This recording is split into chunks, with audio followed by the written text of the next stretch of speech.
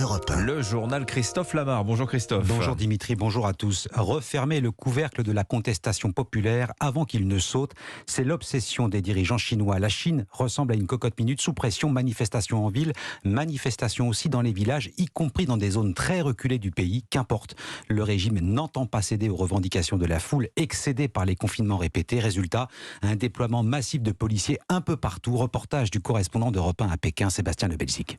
Des policiers déployés à tous les carrefours pour empêcher la foule de rejoindre les lieux des manifestations, des contrôles d'identité avec ordre d'effacer toutes les vidéos des téléphones portables. Ce qui ne plaît pas à ces deux jeunes femmes qui tentent de s'y opposer, mais doivent finalement s'exécuter. Arrêtez de filmer. Mais pourquoi À Shanghai, comme à Pékin, Hangzhou, Canton ou Wuhan, des renforts de police impressionnants ont été déployés pour empêcher toute nouvelle manifestation de ces milliers de jeunes qui appellent à la levée des confinements et à plus de démocratie. Plusieurs étudiants ont été arrêtés et seule réponse pour l'instant du gouvernement, celle de Zhao Lijian, porte-parole du ministère chinois des Affaires étrangères. Nous pensons que sous la direction du Parti communiste chinois et avec le soutien du peuple chinois, notre combat contre le Covid-19 sera une réussite. En clair, pas question de revenir sur la politique zéro Covid malgré les manifestations et malgré le coût économique considérable. Un jeune Chinois sur 5 est au chômage. Pékin, Sébastien Le Belzic, Europe 1. Manifestations et protestations soutenues par Washington. Le président Joe Biden affirme suivre la situation de près. Inquiétude et nette prise de distance. À Londres, le Premier ministre Rishi Sunak prévient l'âge d'or des relations avec la Chine. C'est fini. Ce pays évolue vers un autoritarisme encore plus grand. Constat sévère dressé hier lors d'un discours à la City. La Chine, mais aussi l'Ukraine, les relations entre Paris et Washington, il en sera question à l'occasion de la visite d'État du président Emmanuel Macron aux États-Unis. La deuxième sur le sol américain pour le locataire de l'Élysée. Réception et dîner à la Maison-Blanche avec Joe Biden. Déplacement en milieu de semaine à la Nouvelle-Orléans. La guerre en Ukraine, les relations économiques, les deux alliés historiques ont beaucoup de choses à se dire. Alexis Guilleux, vous êtes le correspondant d'Europe 1 aux États-Unis. Oui, et ces visites d'État sont extrêmement rares. C'est d'ailleurs la première depuis l'arrivée de Joe Biden à la Maison-Blanche. De la même manière qu'en 2018, Donald Trump avait d'abord choisi d'inviter Emmanuel Macron. Avec un tel geste, la Maison-Blanche rappelle le rôle crucial de la France, son plus vieil allié. Alors certes, il faut tourner la page de la crise des sous-marins australiens. L'an dernier, Paris avait rappelé son ambassadeur après cet épisode vécu comme une trahison. Mais depuis, il y a la guerre en Ukraine. Paris est un partenaire vital de Washington et surtout complémentaire.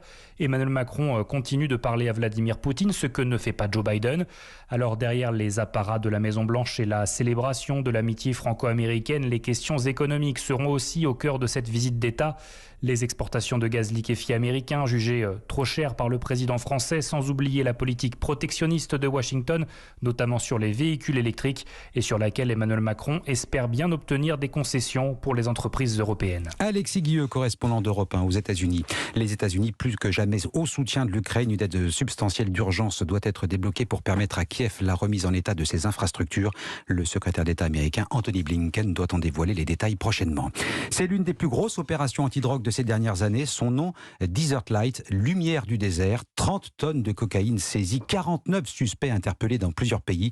Des arrestations aussi à Dubaï où s'étaient installés les principaux barons d'un cartel qui alimentait l'Europe. Europe 1, il est 7h04, sanctionner, expulser plus rapidement les squatteurs et les mauvais payeurs. Début de l'examen de la proposition de loi anti-squat à l'Assemblée nationale. Porté par le député macroniste Guillaume Kasbarian, le texte veut durcir considérablement les peines encourues, jusqu'à 3 ans de prison et 45 000 € d'amende pour les squatteurs. Accélération également des procédures d'expulsion en cas d'impayé. Alexandre Chauveau, ce sujet révèle lui aussi de profonds clivages parmi les députés.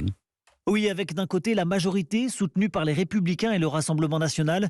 Guillaume Kasbarian, rapporteur du texte, dénonce des situations insupportables et exige le respect du droit à la propriété. Nous proposons simplement des accélérations de procédures pour aller plus vite vers des décisions exécutoires, car nous pensons que les procès et procédures qui durent des années ne sont positifs pour personne. La majorité est accusée par la NUP de ne pas faire de distinction entre les squatteurs et les locataires en difficulté économique. La France insoumise parle des squats comme d'un épiphénomène et dénonce l'accélération des procédures qui conduirait à davantage d'expulsions. Thomas Piquemal, député LFI de Haute-Garonne. En introduisant le fait qu'occuper tout type de logement vacant s'apparente à un vol, vous glissez, monsieur le rapporteur, sur une pente dangereuse, qui n'est pas contrairement à ce que vous avancez, la protection des petits propriétaires, mais la criminalisation de tous les mal logés. Alors après la discussion générale hier soir, place aujourd'hui à l'examen des dizaines d'amendements, notamment déposés par la NUP. La majorité espère que le texte sera adopté d'ici la fin de semaine. Alexandre Chauveau du service politique d'Europe 1. Le Parlement toujours, adoption du projet de budget 2023 de la sécurité sociale après le rejet de la motion de censure de la France Insoumise. Le texte passera aujourd'hui devant le Sénat avant de revenir à l'Assemblée demain en dernière lecture. Et puis la crise sanitaire, la France est en train d'aborder la 9e vague de Covid. Avertissement lancé par les épidémiologistes, 40 000 contaminations en moyenne chaque jour. Les admissions à l'hôpital repartent à la hausse. Les 60 ans et plus représentent près de 85% des malades hospitalisés. Ils sont aussi les moins bien vaccinés, souvent 2 doses, parfois 3, mais rarement 4. Geoffrey Branger est allé à la rencontre de ces seniors qui ne veulent plus se faire piquer. Je ne savais pas qu'il fallait une 4e dose. J'ai fait les 3 sans problème, évidemment. Comme Madeleine, 72 ans, les seniors sont nombreux à ne pas savoir qu'une nouvelle campagne de vaccination est en cours. Et même quand ils le savent, ils ne sont pas forcément intéressés. Bruno, 67 ans, ne voit pas l'intérêt de se faire piquer une nouvelle fois. Je ne suis pas vulnérable et puis j'ai fait les 3 premières doses. J'ai jamais eu de Covid. Je fais attention. Joseph a 68 ans, lui non plus ne souhaite pas se faire vacciner. J'ai eu quelques effets indésirables avec les premiers vaccins. Ça a duré 24-48 heures. Je suis un peu réticent, mais s'il faut la faire, on la fera. Et puis les vaccins contre le Covid souffrent de leurs insuffisances. Ils n'empêchent ni de le contracter, ni de le transmettre. Ghislaine, 82 ans. Le vaccin ne marche pas très bien, mais bon, peut-être que je le ferai, mais pour l'instant, non, je ne suis pas décidée. Je n'ai pas confiance du tout. Pour rappel, le délai recommandé entre 2 injections est de 3 mois pour les plus de 80 ans et de 6 mois pour les plus de 60 ans. Reportage Geoffrey Branger. Allez, la Coupe du Monde de football, Brésil et Portugal, tous deux qualifiés pour les 8e de finale et comme pour les Bleus, dès leur 2e match. Les Brésiliens s'imposent 1-0 face à la Suisse, victoire des Portugais 2-0 sur l'Uruguay.